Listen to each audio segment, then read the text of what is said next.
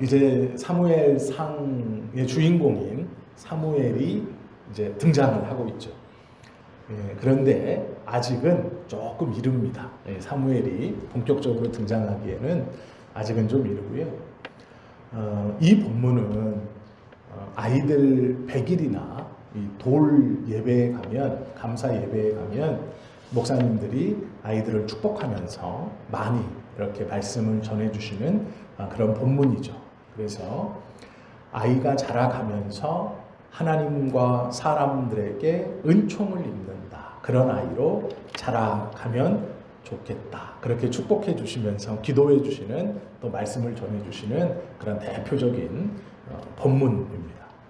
그런데 중요한 것은 어떤 때에 아이들 100일이나 돌에 그렇게 이 본문을 인용할 수는 있습니다. 그런데 우리의 롤 모델처럼 삼으면 안 돼요. 우리 아이의 롤 모델. 즉, 하나님 우리 아이의 삶이 이 사무엘처럼 자라가면서 하나님과 사람들에게 은총을 입는 아이가 되게 해주십시오. 너무 좋죠. 그런데 문제는 뭐냐면 배경을 무시하고 그렇게만 요 본문만 딱 떼어서 기도하시면 안 되는 거예요. 사무엘이 등장하게 되는 배경이 있죠. 우리가 그걸 앞에서 계속 보았습니다. 사무엘이 등장하던 시대는 사사 시대입니다. 왕이 없어서 문제가 되었던 시대가 아니고요.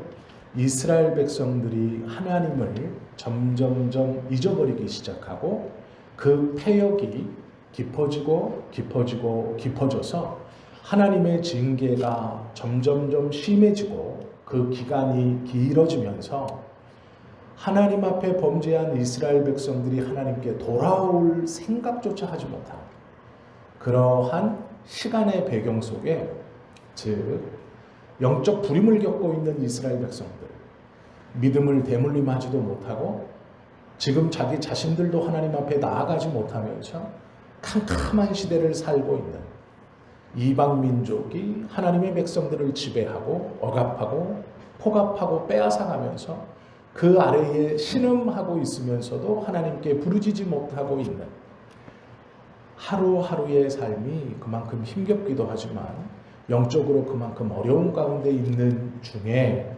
한나라는 여인이 등장해서 처음에는 자신의 개인의 억울함의 기도를 통해 하나님 앞에 나아왔지만 그 기도가 계속되고 그 기도의 깊이가 길어질수록 점점점 이스라엘의 암흑을 보게 되고 하나님의 마음을 느끼게 되고 또 엘리와 엘리의 자녀들의 타락상을 보게 됩니다. 제사장으로서 무능력한 엘리, 제사장도 무능력하고 이스라엘 백성들도 더 이상 하나님 앞에 몸부림치거나 하나님의 말씀을 가까이 할 필요를 그런 생각을 하지 못하는 암흑의 시기, 그리고 엘리뿐 아니라 그 다음 때에 연결되어서 하나님께 예배하고 이스라엘 백성들을 인도해야 할 엘리의 아이들의 자녀들의 타락상을 봅니다. 그리고 한나가 기도하죠. 아들을 주십시오. 하나님께 드리겠습니다. 그것이 사무엘이 등장하는 역사적 배경입니다. 사무엘은 평안하고 신앙이 좋고 모든 것이 햇살이 비치는 아침처럼 많은 소망과 희망을 품는 그런 시대 중에 짠하고 뭔가 더 큰 일이 일어나겠지라고 등장한 아이가 아닙니다. 어렵고 힘들고 아무런 소망이 없는 중에 하나님께서 보내신 아이다라는 것이죠. 2장 22절 말씀에 보면 성경은 이렇게 증언합니다. 엘리가 매우 늙었다. 성경의 기록대로를 보면 이제 곧 엘리가 육신의 생명이 다 할 시기가 온 것 같습니다. 엘리가 매우 늙었더니 그러면 후계자들이 그의 아들들이 되어죠. 그의 아들들이 온 이스라엘에게 행한 모든 일과 회막문에서 수종드는 여인들과 동침하였음을 듣고 사태가 심각합니다. 제사장인 엘리가 이스라엘 백성들을 인도해야 할 것인데 그는 매우 나이가 들었습니다. 그리고 그의 아들들은 너무도 타락했습니다. 소망이 없죠. 그때에 등장한 것이 사무엘이고 그 사무엘을 26절로 설명하고 있습니다.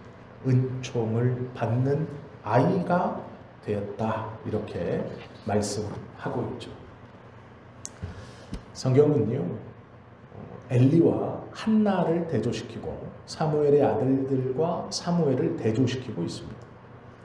이것은 보색과 같아요. 무슨 말이냐면 완전히 대비되는 색을 같이 놓는 겁니다. 그래서 매우 늙고 타락한 엘리의 아들들을 내세우면서 시대가 이렇게 혼탁합니다.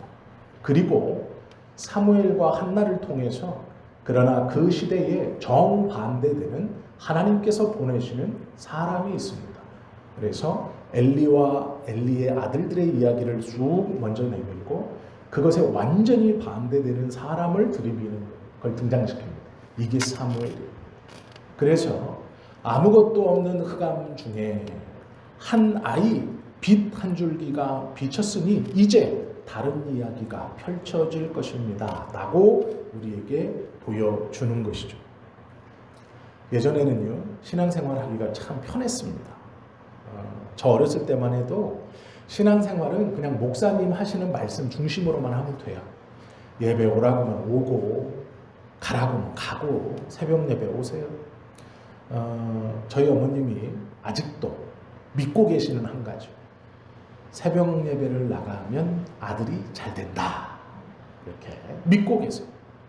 저는 그 틀리다고 생각은 안 해요. 그러나 꼭 그렇지만은 않더라, 이렇게 말씀을 드리죠. 그러면 쓸데없는 소리 한다고 하시죠. 평생 본인은 믿고 있는 거예요. 내가 새벽 예배 나가서 아들을 위해서 기도하면 아들은 잘 된다. 그런데 가만 보니 저희 집은 아들이 둘이에요. 잘 안 될 수도 있더라. 이렇게 말씀을 드리죠. 제가 우스갯소리를 했는데요. 예전에는 그냥 목사님이 시키는 대로 하면 됐어요. 신앙이 참 편했어요. 몸은 좀 힘들었지만 고민하거나 생각할 필요가 없었어요. 근데 문제는 요즘은 그렇지 않습니다. 목회자들도 사업가들이 많아요. 기업을 경영하고 회사를 경영하듯 목회하시는 분들이 많아요. 거짓말 하시는 분들도 참 많아요. 본인이 진짜 믿는 것인지 의심스러운 말을 하시는 분들도 있어요. 성도님들이 도대체 누굴 믿고 따라가야 하느냐? 믿을 사람이 없어요. 목사님들도 믿으면 안 돼요. 저도 목사지만 예전처럼 그렇게 하시면 안 돼요. 이제는 성경을 붙들고 혼자 가시는 수밖에 없어요. 누구를 의지하거나 누구를 쫓아가서 하나님 나라에 간다? 불가능합니다. 성경 붙들고 혼자 가시고, 그게 지금의 시대입니다. 유튜브에 보시면 많은 목사님들의 설교가 있죠. 마음에 드는 설교도 있고 그렇지 않은 설교도 있을 거예요. 아, 이 목사님 참 말씀 은혜스럽네. 과연 성경적일까 고민해 보셔야 돼요. 내 귀에 듣기 좋은 말, 내 마음에 흡족한 말 아니에요. 성경 말씀 아닐 수 있어요. 이걸 어디다 대고 물어볼 수도 없어요. 이제는 혼자 가셔야 돼요. 아무것도 없는 캄캄한 곳에서 나 혼자 구원의 길을 가는 것이 지금의 신앙인들의 모습이에요. 그럼 사사기 시대에 이렇게 혼탁하고 자기 소견에 오른 대로 행하는 그 시대에 하나님께서 호련히 한 아이를 이 땅에 사무엘을 보내주셔서 이스라엘의 선지자로, 이스라엘의 사사로, 때로는 이스라엘의 제사장으로, 때로는 이스라엘의 왕으로 삼아주셨어요. 그래서 이 아이를 보내셔서 이 아이를 통해 꺼져가는 이스라엘의 하나님의 은혜를 지켜가게 하셨어요. 그렇다면 오늘도 똑같아요. 캄캄하고 의지할 것 없고 누구도 믿을 수 없는 오늘 우리의 신앙생활에 의지할 분은 오직 하나님입니다. 그 하나님만이 우리의 길을 인도하시고 우리로 하여금 사무엘처럼 이 땅 가운데 빛을 비춰주시고 그 하나님이 우리에게 우리를 붙들고 끌고 가시는 것밖에 없어요. 그래서 우리는 성경의 말씀 붙들고 혼자 걸어가는 길, 하나님만 의지하고 사사기 시대에도 하나님이 소망이었듯 하나님이 사무엘을 보내주셨듯 우리는 하나님의 말씀인 성경 붙들고 그렇게 한 걸음 한 걸음 부지런히 쫓아가는 수밖에 없다라는 거예요. 사사기 시대에는 하나님만이 소망이었고 마찬가지로 지금 시대에도 하나님만이 소망입니다. 그래서 우리의 소망을 주님께만 두는 거예요. 하나님께만 두는 거예요. 말씀에 둘 수밖에 없는 거죠. 내 귀에 좋은 소리요. 아무리 큰 교회 목사님, 유명한 목사님이 해도 아니에요. 그것이 옳을 때도 있지만 그럴 때도 있어요. 맞는 말도 있지만 성경적이지 않은 말도 있어요. 잘 구별하시고 오로지 주님만을 믿고 의지하시고 나아가시는 것이 온전한 믿음의 길이고 지금 우리의 길이에요. 세상 사람은 실패하고 넘어지지만 하나님은 실패가 없으세요. 그래서 그 하나님밖에 의지할 분이 없어요. 어두운 사사기 시대를 끝내면서 하나님께서 희망을 주시죠. 그것은 여러 명이 아니에요. 군중이 아니에요. 한 사람입니다. 한나 그리고 사무엘. 더 없어요. 군중을 남겨주시고 큰 공동체를 주셔서 힘있게 역사하시면 하나님의 일을 힘있게 할 것 같지만 성경은 그렇지 않아요. 오늘 사무엘을 보니까 그렇지 않아요. 한 사람을 보내주세요. 그리고 그 한 사람에게 하나님의 희망을 걸고 이 땅 가운데서 하나님의 은혜를 이스라엘 가운데 회복하게 하시는 것이죠. 하나님만이 희망이죠. 하나님이 주권적으로 일하시죠. 그러면 우리는 수동적으로 있어야 하느냐? 그렇지 않아요. 우리의 기도, 우리의 몸부림, 한나처럼 아들을 주십시오. 나실인으로 하나님께 드리겠습니다. 하는 열심이 있어요. 각오가 있어요. 하나님 제가 부족하지만 저를 사용해 주십시오. 하나님께서 일하세요. 우리는 도구적 원인이에요. 하나님이 우리를 도구로 쓰셔서 당신의 일을 이루어가는 거예요. 그 한 사람이면 돼요. 우리 여기 계신 성도님들이면 충분해요. 하나님의 나라를 이루어가는 일에 더 많은 사람이 필요치 않아요. 우리면 충분해요. 하나님은 우리를 도구로 사용하셔서 당신의 나라를 충분히 이루어 가실 수 있어요. 엘리의 아들들과 대조시키면서 사무엘을 등장시키시고 패역하고 타락한 엘리의 아들들의 죄악상을 26절 앞에 보여주시면서 26절에서 사무엘은 여호와와 사람들에게 은총을 입으며 자라간다라고 말하죠.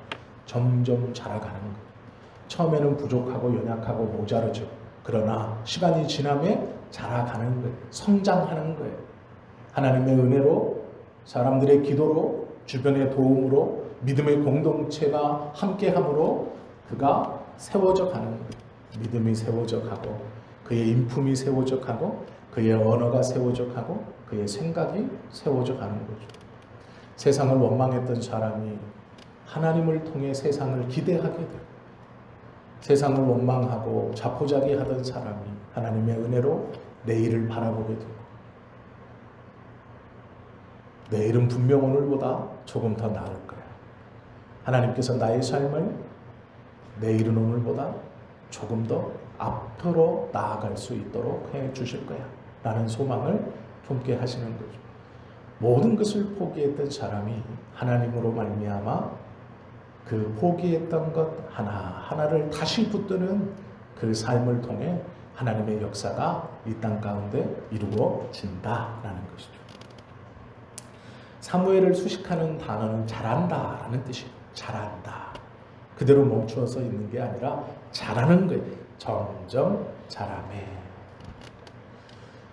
이스라엘의 패역이 잘하던 시대, 이스라엘의 반역도 잘하죠. 하나님에 대한 반역이 잘하고 이제는 하나님께 나와 회개하는 척했던 이스라엘이 하나님께 나와 그런 척도 안 해요.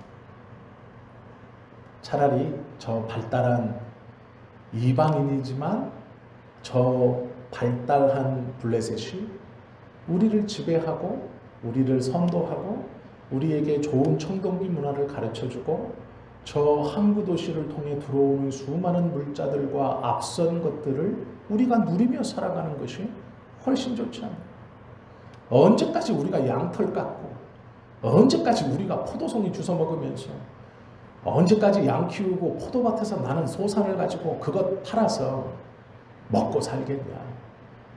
수출품은 두 가지밖에 없어요. 양털, 포도주. 다른 건 다 수입해야 돼. 무기도 수입해야 돼. 근데 블레셋은 안 그래.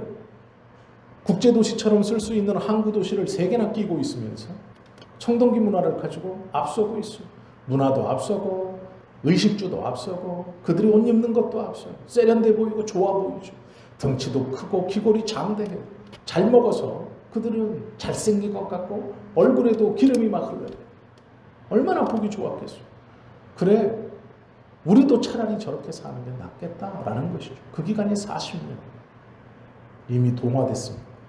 이미 끝났습니다. 아무도 하나님을 기억하려 하지 않고 아무도 하나님의 말씀에 귀 기울이지 않아요. 심지어는 제사장조차도 그의 아들들조차도 하나님을 두려워하지 않아요. 신경 쓰지 않아요.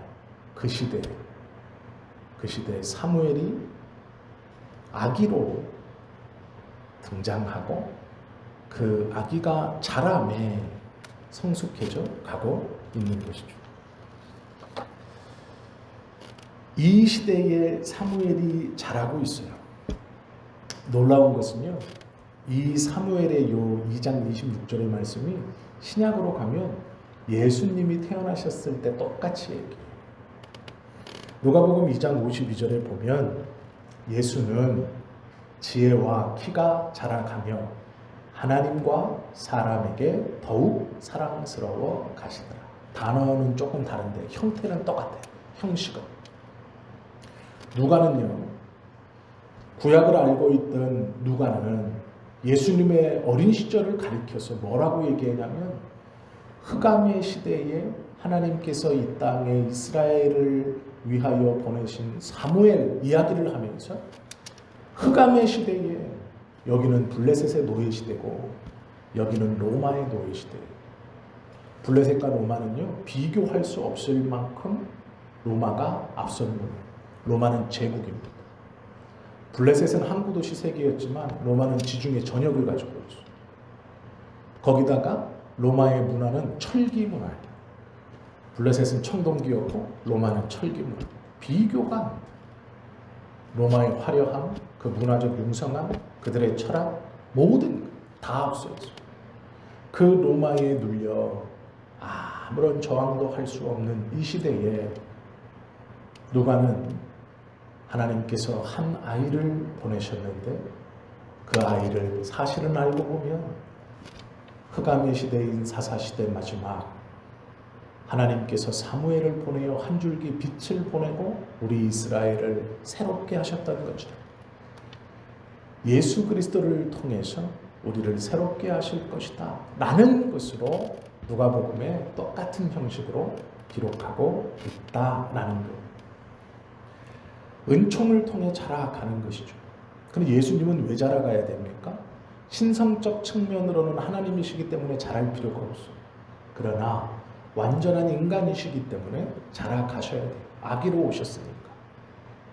예수님도 걷는 법을 배워야 하고 말하는 법을 배워야 해요.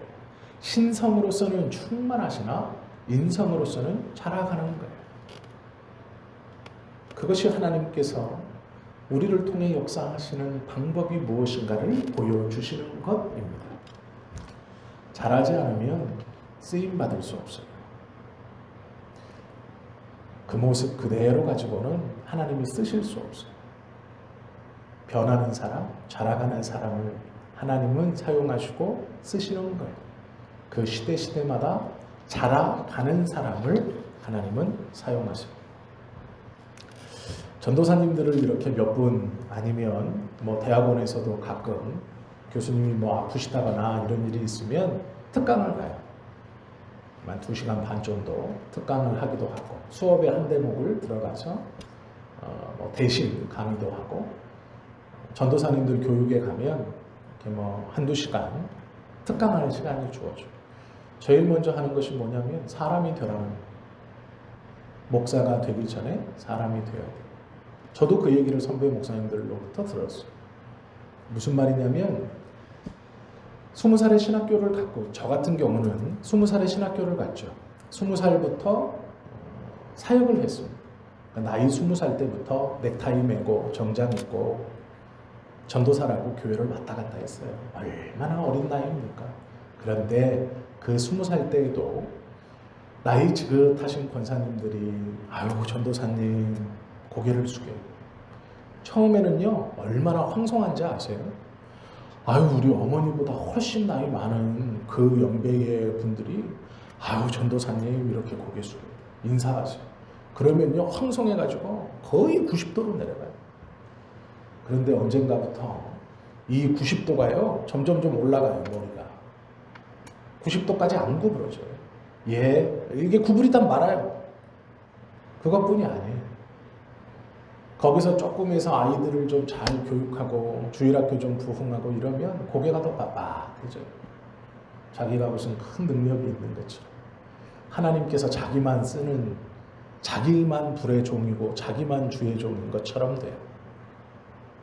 그래서 자기의 눈에 차지 않는 사람들을 아래로 보기 시작합니다.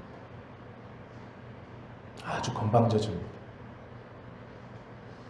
군대를 갔다 와서 신학대학교를 졸업하고 진짜 목사가 되는 사람들만 간다고 생각하는 대학원에 진학하면 이건 더 심해집니다. 이제는 빼도 박도 못해요. 대학원에 가면 이제 목사 되는 거예요. 3년 공부 더 하면 시험 봐서 이제 목사 되는 거예요. 그러면 목은 더 뻣뻣해져. 전도사 때는 그래도 학부니까 신학을 해도 세상에 나갈 수 있는 가능성이 있다고 생각하죠. 그런데 대학원에 가면 이제 끝나는 거예요. 목회학 석사에 들어가면 이제 목사가 돼야 되는 거예요. 결국 목사가 되는 거예요. 그러면 목이 더 고다집니다. 권사님만 우습게 보이는 게 아니고요. 장로님들도 우습게 보여요. 목이 굳어지고 뻣뻣해져요. 인간이 들된 거죠. 전도사님들에게 제일 많이 하는 말이 그 말이에요. 절대 안 됩니다.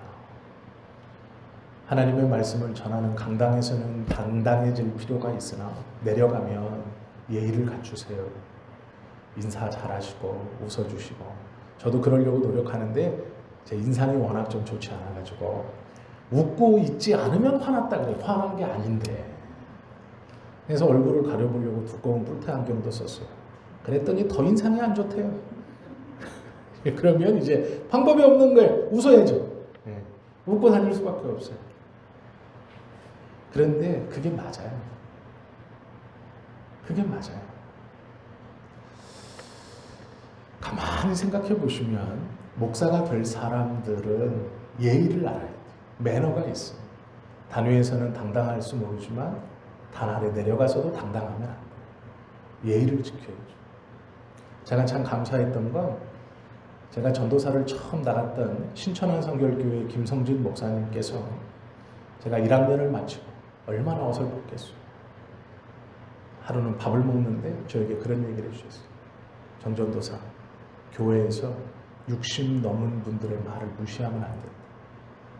그분들은 세상에서 사업도 해보고 가정도 꾸려보고 경험이 많은 분들이니까 그분들의 말을 경청해야 돼요. 절대로 무시하면 안 돼요. 그건 배운 사람이나 못 배운 사람이나 똑같다.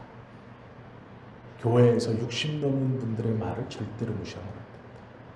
저에게 전 기억이 나요. 그 말. 그때는 그냥 예의를 차리고 그냥 뭐 개척교회 목사니까 뭐 목사님 이러시나 보다 했지만 아니에요. 그게 맞는 얘기더라. 옳은 얘기. 그분이 목회를 하시면서 느꼈던 말을 어설퍼 보이는 저에게 해주셨던 말. 근데 그게 기억이 나요, 지금. 아, 그렇다라는 생각을 해요. 바울이 말하죠. 자기는 고기를 먹을 수 있지만 먹지 않겠습니다. 내가 고기 먹는 걸 통해서 누군가 시험에 든다면 차라리 나는 고기를 먹지 않겠습니다. 라고 얘기하죠. 이것이 예의예요. 예배소서 3장 19절 말씀에 보면 그 너비와 길이와 높이와 깊이가 어떠함을 깨달아. 이건 사람의 힘으로 불가능합니다. 어떻게 하나님의 말씀에 너비, 길이, 높이, 깊이가 뭔지 다 알겠어요? 몰라요. 짐작만 할 뿐이지 알 수 없어요. 정확하게 몰라요. 그런데 어떠함을 깨달아 하나님의 모든 충만하신 것으로 너희에게 충만하게 하시기를 구하노라. 다 알지 못한다는 걸 인정해라. 그런데 내가 하나님 앞에 너희를 위해 구한다. 뭘 구합니까? 하나님의 말씀을 깨달을 수 있기를 구한다. 깨닫지 못하지만 깨달을 수 있기를 구한다. 왜요? 못한다고 내버려둘 수 없잖아요. 하나님의 말씀을 깨닫지 못한다고 버려둘 수 없는 것이 하나님 말씀이에요. 깨달아야죠. 그러나 깨달을 수 없어요. 그렇다고 포기할 수 없어요. 바울이 그래서 내가 원한다, 간구하겠다라고 말하는 거예요. 제가 이상한 이야기를 계속하는 것 같죠? 10개를 가지고 있는 사람이 어느 날 3개를 잃어버렸어요. 그래서 낙심하고 있습니다. 이 3개를 잃어버린 사람에게 위로해 줄 수 있는 사람은 누군가요? 3개를 잃어버린 사람에게 위로해 줄 수 있는 사람은 1개를 잃어버린 사람이 아니에요. 2개를 잃어버린 사람은 아니에요. 4개를 잃어버린 사람이 위로해 줄 수 있어요. 4개를 잃어버린 사람. 3개를 잃어버린 사람이 위로받을 수 있는 사람은요, 4개를 잃어버린 사람이 괜찮아 라고 했을 때 6개를 잃어버린 사람은 지나만 가도 위로가 돼요. 9개를 잃어버렸다는 건 소문만 들어도 위로가 돼요. 세상은 그래요.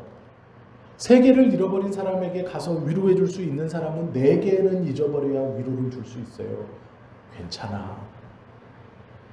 그러면 6개 잃어버린 사람은요, 나한테 위로 안 해줘도 그냥 그 사람이 지나만 가도 3개를 잃어버린 사람은 위로를 받아요.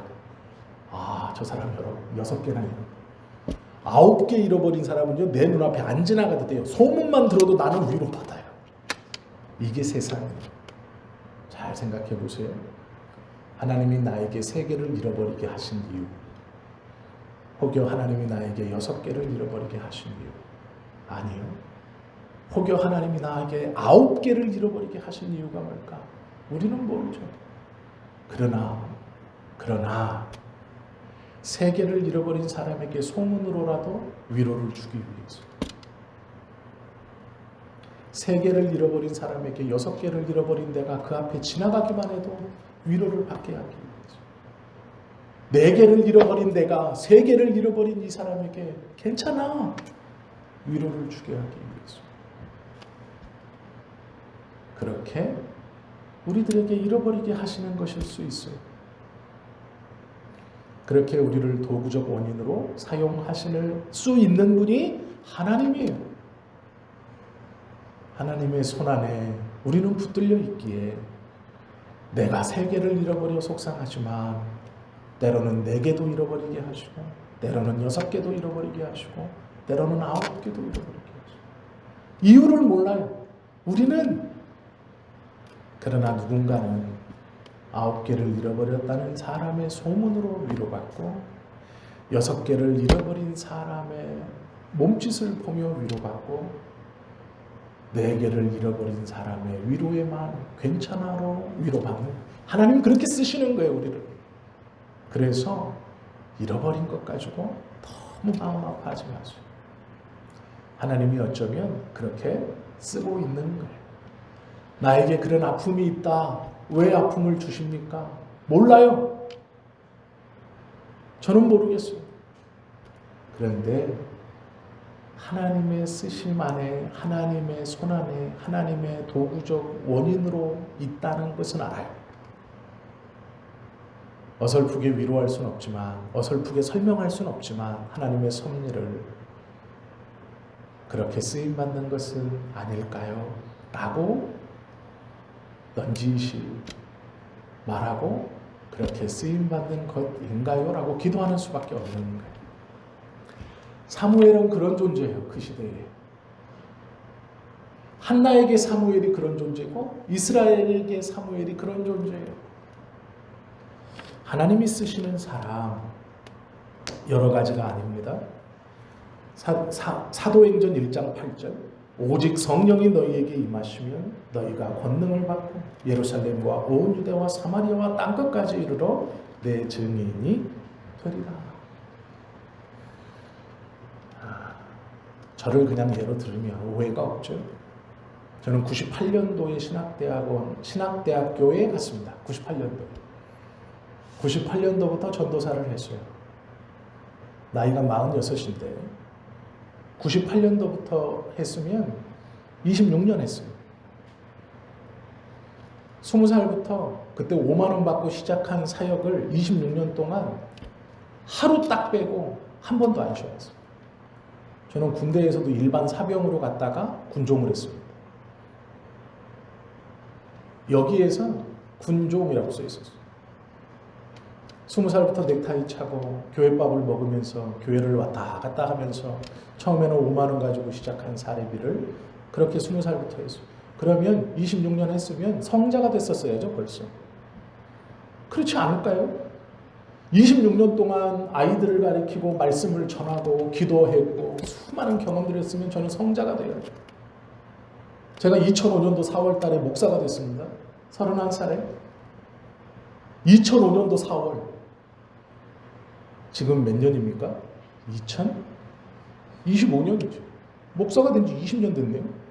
그런가요? 10몇 년? 지금 2025년. 제가 2009년도 4월 달에 목사가 됐네요. 2005년도에 대학원에 갔고 2009년도 4월에 목사가 됐으면 지금 벌써 46, 나이는 46이지만 2009년도에 됐으면요 2019년도 벌써 15년이 넘습니다. 목사로 세례주고 축도하기 시작한 게 15년이 넘었어요. 16년, 17년이 다. 그러면 성자가 됐어야죠. 나이 31살의 목사가 돼서 하나님의 말씀을 전하고 세례를 베풀고 축도를 하기 시작하고 중국 사람들 결혼식에 가서 주례를 보고 했으면 성자가 됐어요. 벌써 성자가 돼야죠. 저는. 그런데 그렇지 못했네요. 15년 이상 목사가 됐고 교회밥을 먹은 지 20년이 넘었고 훨씬 넘었지만 성자가 못 됐어요. 어떻게 하자는 거예요 도대체? 도대체 목회를 어떻게 하는 거예요? 신앙생활을 어떻게 하면 이 모양이 되는 거예요? 아직도 인상은 좋지 않고 웃지 않으면 화난 것 같고 얼굴 표정 하나 안 바뀌어요. 이거 놀라운 일이지 않습니까? 그런데 참 감사한 것은 하나님이요 그런 도구로 사용하시는 거예요. 우리 모두가 그렇습니다. 우리 모두가 20년 신앙생활하고 30년 신앙생활하고 40년 신앙생활에서 바뀐 건 없는 것 같지만 하나님께서 그 20년, 30년, 40년 상간에 우리를 다른 이의 위로자로 소문으로 지나가는 것으로 때로는 우리의 말로 다른 이의 위로자로 우리를 사용하시는 거예요. 그래서 우리에게 그렇게 큰 아픔과 어려움과 고통을 주신 거예요. 그렇게 쓰임받으면서 지금까지 오신 거예요. 그 한 사람으로. 그러기에 우리의 삶에서 지금 우리가 서 있는 것만으로도 하나님은 우리를 사용하셔서 당신의 일을 이루어 가시는 거예요. 선교지에 가서만 일하는 게 아니고요. 목사가 돼서만 일하는 게 아닙니다. 우리가 서 있는 그 곳에서 내가 아픔을 가지고 버티고 있는 그 자리에서 누군가는 소문으로 위로를 받고 누군가는 우리의 몸짓을 보고 위로를 받고 누군가는 우리가 흘러가는 말로 위로를 받는 그렇게 쓰임 받으시면서 지금까지 왔어요. 잘 오신 거예요. 잘 하신 거예요. 다른 사람 어떻다는 거 비교할 필요 없습니다. 하나님이 그 사람 쓰시는 방법이고 우리의 삶으로 우리는 지금까지 그렇게 쓰임받고 하나님이 그렇게 사용하셨어요. 우리가 그렇게 쓰임받았으니 잘하셨어요. 충분히 칭찬받을 만합니다. 상급이 다른 겁니까? 하라고 한 일 잘하는 게 상급이에요. 포기하지 않고 그 아픔과 그 슬픔을 가지고 버텨왔고 그 자리를 잘 지켜온 게 상급이에요. 그래서 우리는 모두 하나님 나라에 상급이 있는 사람들이에요. 다 할 말이 있어요. 다 예수님이 칭찬해 주실 거예요. 내가 너의 아픔을 안다. 아마 예수님이요, 미안하다고 하실 줄 몰라요. 9개를 가져갔구나. 어쩔 수 없었다. 너희의 소문으로 누가 살아나야 하겠습니까? 6개를 가져갔구나. 어쩔 수 없었다. 너희의 몸짓으로 누가 살아나야 하겠다. 4개를 가져갔구나. 어쩔 수 없었다. 너희의 한마디로 그가 그 자리에 버티고 서 있었어야 한다. 그렇게 쓰임받아서 지금까지 온 것이죠. 성령이 임한다는 것은요, 다른 게 아니에요. 버티고 서 있는 겁니다. 사무엘이 위대한 선지자이긴 하나 버티고 서 있는 것이 시작이에요. 처음에는 명줄만 연결해 가는 것, 명줄만 이어가는 것이 소명이에요. 그것이 사명이에요. 갓 태어난 아이의 사명과 소명이 뭔지 아세요? 엄마 젖을 힘차게 빨아먹는 거예요. 엄마 젖을 힘차게 안 빨면 죽는 거죠. 아무 일도 일어나지 않아요. 갓 태어난 아이의 사명과 소명, 전 우주에서 가장 중요한 사명은 젖병을 힘차게 빨아들이는 거예요. 어른들에게는 아무것도 아닌 것 같고 아무 일도 일어나지 않는 것 같은 그 행위가 그 아이에게 있어서는 전 우주적 소명이에요. 제일 중요한 일입니다. 하나님께서 우리에게 그때 그 시에 맞춰서 주신 것들, 그건 살아남는 것, 포기하지 않고 지키고 서 있는 것. 잘하셨어요. 가정도 지켰고 직장도 지켰고 지금 이 신앙의 자리도 지키고 계신 것은 아주 잘하십니다. 이것이 성령 충만, 다른 게 성령 충만이 아닙니다. 우리는 성령께서 우리를 사용하시는 그 일에 지금 쓰임받으며 살아가고 있는 거예요. 예수를 믿는 건 우리처럼 믿으면 돼요. 요란하게 믿을 필요 없습니다. 길거리에 가서 예수 천당 불신지옥 하시는 분도 있고 우리처럼 믿으면 돼요.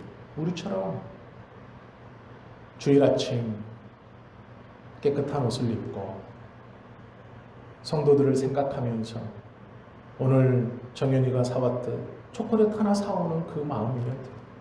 반찬을 만드는 그 마음이면 돼요. 밥을 하는 그 마음이면 돼요. 쓰레기를 모아서 갖다 버리는 그 마음이면 돼요. 더 큰 것이 아니에요. 그렇게 쓰임 받는 거예요. 그것이 성령께서 우리에게 원하시는 하나님 나라를 살아가는 지금 우리의 모습입니다. 우리의 성품과 인격이 드러나는 것은 우리의 삶으로 이미 잘 드러내고 계십니다. 때로는 욕도 하고 화도 내고 왜 없겠습니까? 그러나 그것이 우리 삶 전반은요, 하나님께서 그렇게 사용하십니다. 사무엘이 이제 등장합니다. 사무엘의 이름이 등장했어요, 본문에. 제 생각으로 한 3주 정도 이 사무엘이라는 이 사무엘만 한 3주, 4주 좀 보려고 하는데요. 삼손과 좀 묶어서 좀 보려고 합니다. 그래서 오전 예배를 잘 연결하시면 오후 예배에 이렇게 연관해서 이렇게 좀 보려고 해요. 말씀을 좀 마치겠습니다. 사무엘이 등장했던 것은 그냥 하나님이 좋은 아들 턱 주신 게 아니에요. 그 시대에 꼭 필요한 한 사람이었어요. 우리가 지금 살아가는 것도요, 그냥 이렇게 살아가게 하시는 게 아니에요. 그 시대에 꼭 필요하기 때문에 우리를 지금 살아가게 하시는 거예요. 9개를 빼앗기는 고통을 겪었어도 9개를 잃어버리는 고통 가운데서도 우리가 포기하지 않고 그 자리에 서서 한 걸음 한 걸음 걸어서 지금까지 오신 것은 하나님께서 우리를 이 시대에 그렇게 사용하시며 끌고 오신, 잘 오셨어요. 하나님께 잘 쓰임받으며 오신 걸, 그것만으로도 할 얘기가 충분해요. 그 견딘 이야기만으로도 믿음의 사람들 앞에서 간증거리가 충분해요. 낮게 보실 필요가 없어요. 목마름은 좋은 것이나 그것 때문에 하나님이 자기를 남들과 비교해서 나의 삶을 그렇게 생각하실 필요가 전혀 없어요. 이제 사무엘을 사용하십니다. 어떻게 사용하실까? 다음 주부터 볼 거예요. 우리를 사용하신 하나님, 똑같이 사무엘을 통해서 우리를 어떻게 사용하시는가를 이제 본격적으로 나눌 겁니다. 그러기 전에 오늘 사무엘이 나타나게 된 배경, 그리고 하나님께서 쓰시는 사람, 우리의 삶을 잠시 돌아보았습니다. 그렇게 쓰임받고 오셨으니까 앞으로도 잘 쓰임받고 걸어가시는 저와 여러분 되시고, 하나님의 나라의 소망을 품고 감사하며 살아가는 저와 여러분 되시기를 예수님의 이름으로 축원합니다. 기도드립니다.